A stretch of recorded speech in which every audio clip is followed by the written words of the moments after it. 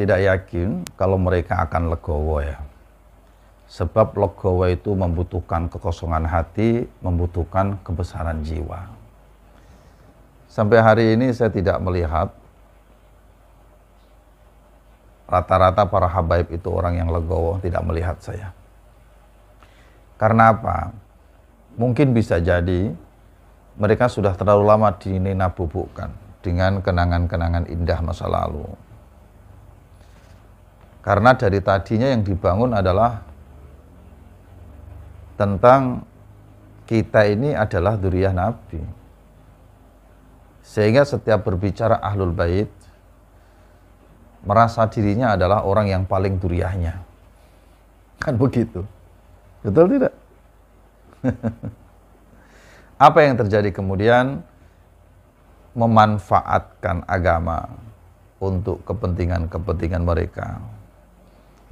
Yang saya khawatirkan justru terjadi pencucian otak kepada orang-orang yang kosong model kita begini nih. Dengan menggunakan doktrin-doktrin atau pembelokan-pembelokan hadis yang berkaitan tentang dzurriyyah Nabi Shallallahu Alaihi Wasallam. Kemudian apa yang dibangun narasinya?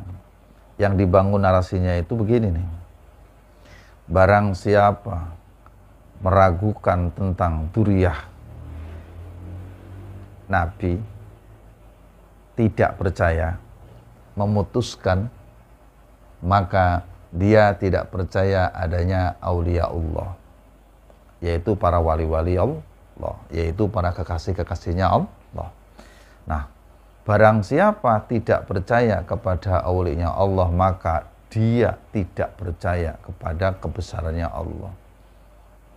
Atau bahasa yang sejenis lah ya. Barang siapa tidak percaya kebesaran Allah, maka dia berarti menolak, berarti dia bermusuhan atau memusuhi Allah. Barang siapa memusuhi Allah, maka dia seolah-olah mengajak perang. Wah, yang diajak perang Allah lagi. Begini nih yang saya khawatirkan. Apa yang terjadi? Ya kelepek-kelepek. Orang-orang kosong model kita zaman dahulu kan kalau sudah di waktu begini kan kelepek-kelepek. Sudah tidak bisa bergerak dan berkutik. Apa yang terjadi kemudian? Kita anggap sebesar apapun kesalahan oknum-oknum habaib itu, kita anggap seperti dimaksum oleh Allah. Padahal tidak ada yang dimaksum kecuali Allah Subhanahu wa Ta'ala. Dan yang sampai hari ini terjadi adalah kemudian timbullah perilaku kesemena-menaan dari para oknum-oknum habaib. Kan begitu. Dan yang paling tidak mengenakan adalah ketika mereka menggunakan narasi dan doktrin-doktrin seperti begini. Dari zaman dahulu, para alim, para ulama, guru-guru kita, dari mulai Mbah Syekh Nawawi Banten, kan begitu biasanya. Dari Hadratus Syekh Mbah Khalil Mangkalan, dari Hadratus Syekh Mbah Hasyim Asy'ari, dari Hadratus Syekh Mbah Mun Sarang, kan biasanya begitu yang dipakai, yang digunakan nama-nama kebesaran guru-guru kita. Yang kalau kita mendengarnya sudah kelepek-kelepek kita. Tidak ada mereka yang berani untuk mengoreksi nasab para habaib. Ini orang baru kemarin baru punya kitab 1, 2, 3 sudah berani mengoreksi nasab habaib. Kata-kata itu didengar oleh orang-orang yang polos model kita. Apa yang terjadi adalah suudzon, prasangka buruk, seolah-olah kiai-kiai yang meragukan nasab mereka adalah kiai-kiai yang suul adab kepada guru-gurunya. Betul tidak? Padahal kalau kita mau jujur, saudaraku yang baik, saudaraku yang budiman dimanapun berada, zaman dahulu dan sekarang itu kenyataannya beda. Dulu saya temui zaman saya masih kecil ya. Kalau ketemu habaib itu bawaannya adem, ayem, tentrem, enak, alim, nasihatnya itu mencerahkan. Dulu ada habaib yang di daerah kita itu, namanya Syekh Hamzah Ash-Shato. Itu beliau saja saking tawadhu'nya kepada kiai-kiai yang ada di daerah, ada di kampung saat itu, nggak berani mendirikan pesantren. Yang beliau dirikan itu masjid untuk berkumpulnya para jamaah untuk sholat bersama. Bukan apa-apa, bukan karena beliau tidak punya ilmu, alim, beliau ini hafidz Quran. Tapi karena tawadhu. Susah dibayangkan lah bahasanya lah. Kepada para kiai, para alim, para ulama di kampung setempat. Apa yang terjadi? Para kiai, para alim, para ulama di kampung atau di daerah dimanapun berada itu, mereka itu punya prinsip. Ketawadhuan itu menjadikan hati kita meleleh dan harus dibahas dengan ketawadhuan yang sama. Sehingga tidak ada alasan bagi mereka untuk mengingkari tentang nasab mereka. Ditambah lagi dengan syukhrah wal iftadah, mereka sudah meyakini masyhurnya, mereka sudah berhusnudzon masyhurnya, mereka itu adalah orang-orang yang alim, yang tawadhu, adalah pantas sebagai dzurriyyah Nabi Shallallahu Alaihi Wasallam. Tapi yang sekarang terjadi kan beda. Mengaku dzurriyyah Nabi, congkaknya melebihi kecongkaan yang paling congkak. Akhlaknya tidak terjaga, lisannya menyakitkan hati, tutur katanya memprovokasi. Tidak enak diomongin lah. Kan semua bisa melihat sendiri itu yang ada di YouTube. Apa yang kemudian terjadi? Ulama-ulama kiwari, ulama-ulama zaman sekarang kan bertanya-tanya, apa benar sih orang model begini ini dzurriyyah Nabi? Ditambah lagi dengan masalah pernasaban itu sudah ada sejak dari zaman baheula. Sudah ratusan tahun, bahkan ribuan tahun yang lalu. Akhirnya para ulama-ulama yang punya keberanian dan alim alama, punya ilmu inilah, mereka membuka kembali kitab nasab dan benar ditemukan bahwasanya dzurriyyah Sayyid Ahmad bin Isa tidak ada ditemukan di kitab-kitab yang tahunnya mendekati tahun saat itu. Adanya seorang putra beliau yang disebut sebagai Ubadillah atau disebut sebagai Abdullah. Itu kan diselidiki, dikaji ulang. Akhirnya saya menamakan itulah yang disebut dengan khasanah ilmu. Timbullah keputusan sekarang, sebagian menganggap rungkat, munqati', tidak tersambung, tidak ada, diada-adakan. Bahkan dalam beberapa kitab itu tersambung melalui mimpi yang seperti pernah saya sampaikan dulu. Beda zaman. Dan itu biarkan saja sebagai hasanah ilmu pengetahuan. Maka yang lebih bagus adalah jika memang ada orang yang merasa dirugikan atas kajian-kajian yang ada, anggap saja kajian Kiai Imaduddin, maka mestinya dia sanggah dengan ilmu. Atau kalau tidak, ya sudah saja laporkan Kiai Imaduddin ke kantor polisi. Itu yang saya tunggu-tunggu dari dulu. Makanya, maaf ya, kemarin itu ketika ada surat somasi ya, saya pernah dengar katanya ada orang yang aktivis nasab yang disomasi itu, saya senangnya minta ampun itu. Sampai teman saya mau syukuran, mau nyembelih mentok. Ya karena memang permasalahan ini harus diselesaikan kedua tempat. Satu, di pengadilan, dan itu pintu masuknya saya anggap dari somasi tadi. Tapi hanya kuciwa, kecoa. Apa kecoanya? Ternyata somasinya itu adalah hoak.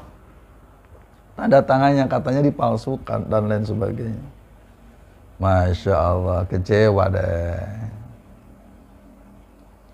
Tapi kami dengar katanya ada laporan dari sebagian dzurriyyah Wali Songo terhadap oknum habaib atas penyebaran fitnah atau hoak, nggak tahu, yang katanya laporannya sudah masuk ke kantor polisi. Ya mudah-mudahan saja pintu masuk ini bisa menjadi pembuktian diterima oleh semua pihak, benar enggak kesahihan, kebenaran tentang tersambungnya Ba'alawi sampai ke Kanjeng Rasulullah SAW. Karena itu satu-satunya itu bisa meredakan hal ini. Atau yang kedua adalah keterlibatan pengurus besar Nahdlatul Ulama. Jadikan ini bahan kajian Bahthul Matsail, undang para alim, para ulama yang ahli nasab, ahli sejarah, bil khusus tarikh Islam, lalu adakan kajian di situ. Kemudian fatwakan hasilnya. Itu salah satunya. Kenapa mesti NU, Gus? Ya dalam hal ini memang yang sangat banyak dilibatkan adalah warga NU.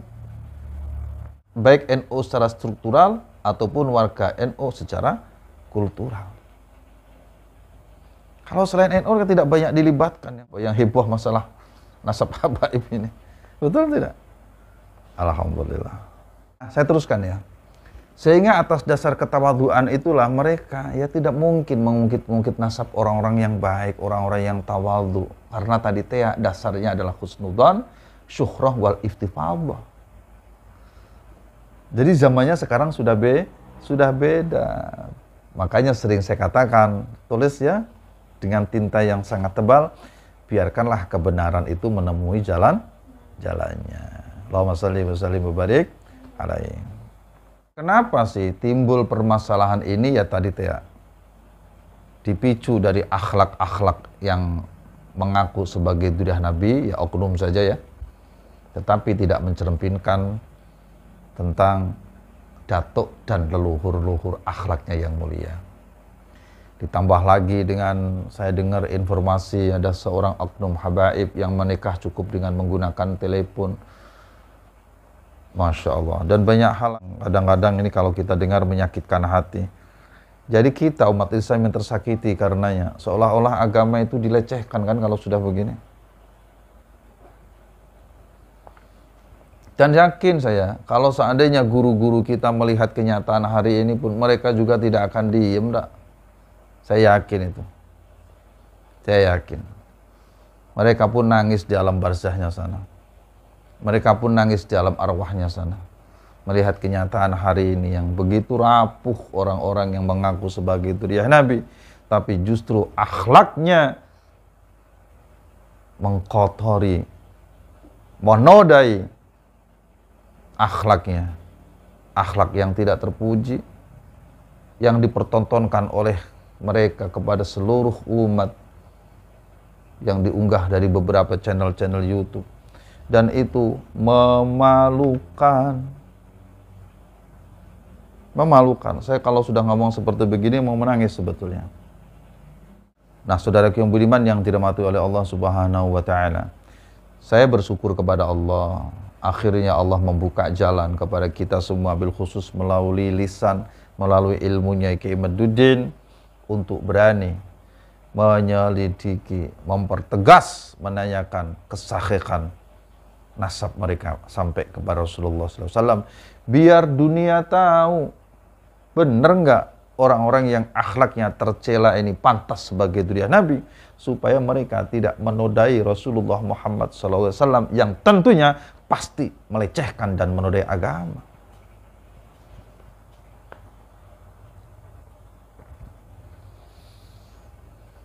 Bisa dipahami ya?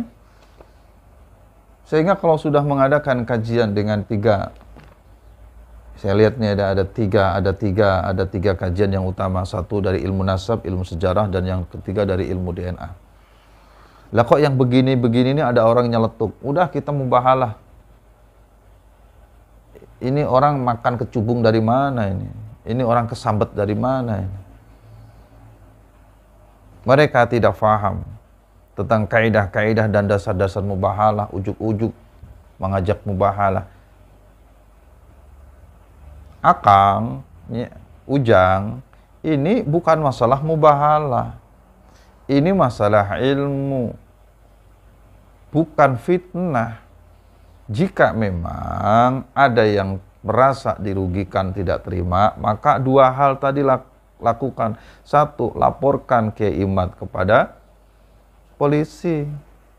Atau yang kedua, minta supaya orang-orang yang dirugikan ini membuktikan kebenarannya, membantah apa yang dilakukan oleh Kiai Imad, baik di forum-forum resmi ataupun di tempat-tempat lain. Tetapi jangan provokasi, jangan kira-kira mencuci otak orang sehingga timbul kalimatnya adalah kalimat mereka memfitnah, mereka memecah belah umat. Justru yang memecah belah umat adalah mereka yang ketika dikritisi, diragukan kebenarannya, mereka diam saja.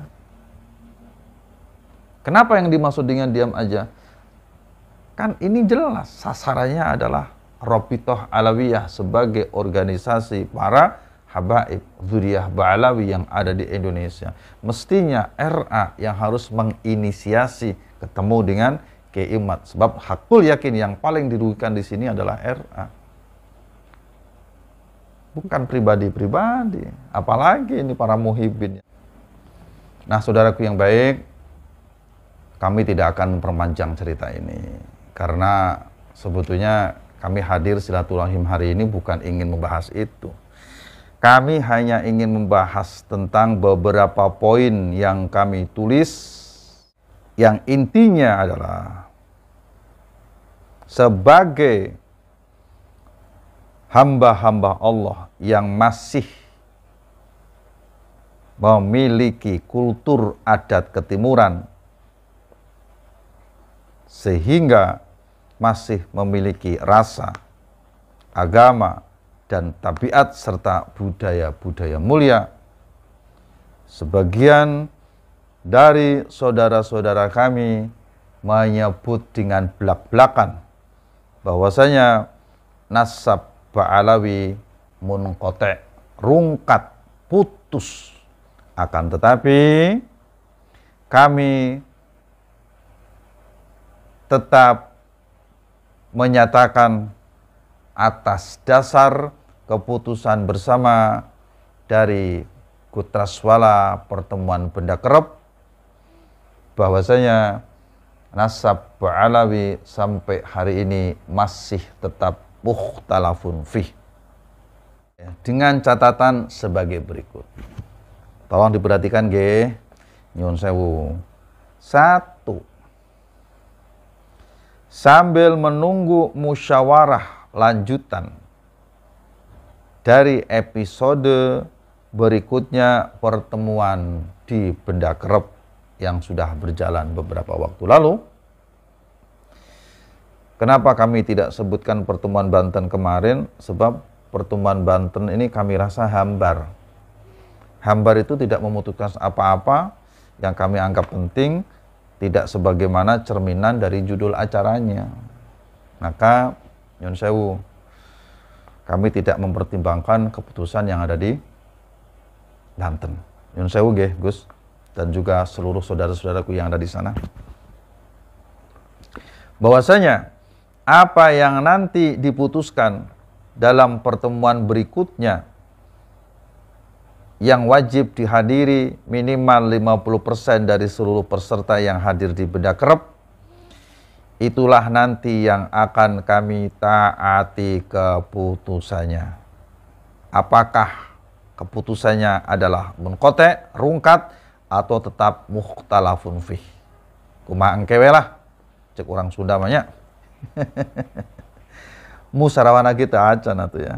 Oke, ngantosan waktuna, oke, pamiaya pemberitahuan deknya kalau mainnya. Catatan yang kedua, nyun sewu, ini penting diperhatikan. Meminta kepada Rabithah Alawiyah. Jadi isinya ini meminta sajalah ya. Kalau warning mah, terlalu tinggi bahasanya. Apalagi ancaman, apalagi peringatan. Enggak lah, ini memintanya, lamun cek bahasa nama, memohon, begitunya. Meminta kepada RA, Rabithah Alawiyah, dalam tanda kurung, agar, 1, menertibkan seluruh anggotanya, atau siapa saja yang berafiliasi dengannya, baik perorangan ataupun lembaga, baik muhibin atau simpatisannya, supaya tertib dimanapun berada, tidak provokatif dan tidak mengadu domba antara dzurriyyah Wali Songo dengan para habaib.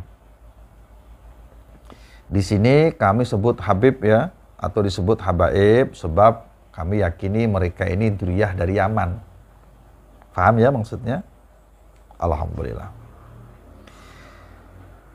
Dengan tidak mempersekusi,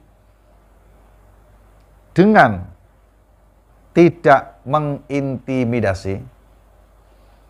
Nah, contoh intimidasi itu ya seperti yang kemarin ya, dilakukan ada ulama yang kebetulan beliau sudah Wali Songo dan aktif nasab, kemudian ada oknum yang menolak. Nah, ini bagian daripada intimidasi itu.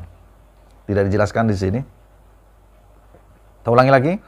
Tidak mempersekusi, tidak mengintimidasi siapapun terhadap para kiai yang kontra Ba'alawi sebagai dzurriyyah Nabi Sallallahu Alaihi Wasallam. Yang ketiga, memberikan pendidikan akhlak, nyun sewu nggih, memberikan pendidikan moral kepada para oknum Ba'alawi yang lisannya tidak terjaga, akhlaknya tidak terjaga, tutur katanya menyakitkan, meresahkan, merendahkan para kiai dan masyarakat pribumi. Nyun sewu, tolong diperhatikan nggih. Kami berharap catatan-catatan ini sampai kepada beliau ya, yang kita maksud tentunya. Yang keempat, meminta dengan hormat kepada Rabithah Alawiyah agar melakukan seleksi, ya mungkin semacam screening ya, kepada para oknum-oknum habaib yang hendak beraktivitas di dalam dunia dakwah dan ceramah atas ilmunya, untuk dikoreksi, diperbaiki ulang agar kajian-kajian di dalam dakwah dan ceramahnya bisa berbobot dan tidak bercerita tentang halu dan doktrin-doktrin yang menjauhkan umat dari akidah. Yang kelima, menghentikan memutarbalikkan sejarah bangsa hingga pendustaan terhadap makam-makam keramat yang ada. Yang keenam, membantu menciptakan perdamaian, kedamaian, ketentraman, dan kenyamanan di bumi pertiwi ini, yakni NKRI, Negara Kesatuan Republik Indonesia, dalam segala tindak tanduk dan segala upaya. Mohon kepada RA agar ini diperhatikan dalam tempo yang sesingkat-singkatnya. Kami sangat berharap semoga momentum Rabiul Awal ini bisa menjadi momentum perbaikan diri bagi semuanya. Sebab, jika apa yang kami sampaikan ini tidak diperhatikan, maka dengan segala hormat dan sangat menyesal, kami dengan atau tanpa musyawarah berikutnya dari kelanjutan musyawarah Kutraswala Benda Kerep, status mukhtalafun fih atas nasab Ba'alawi sampai kepada Kanjeng Rasulullah SAW akan kami tinjau ulang kembali dengan mempertimbangkan 3 hal yang seperti Kiai Imaduddin sampaikan, yaitu dasar dari kitab nasab, sejarah, dan DNA. Demikian kami sampaikan, semoga bermanfaat. Assalamualaikum warahmatullahi wabarakatuh.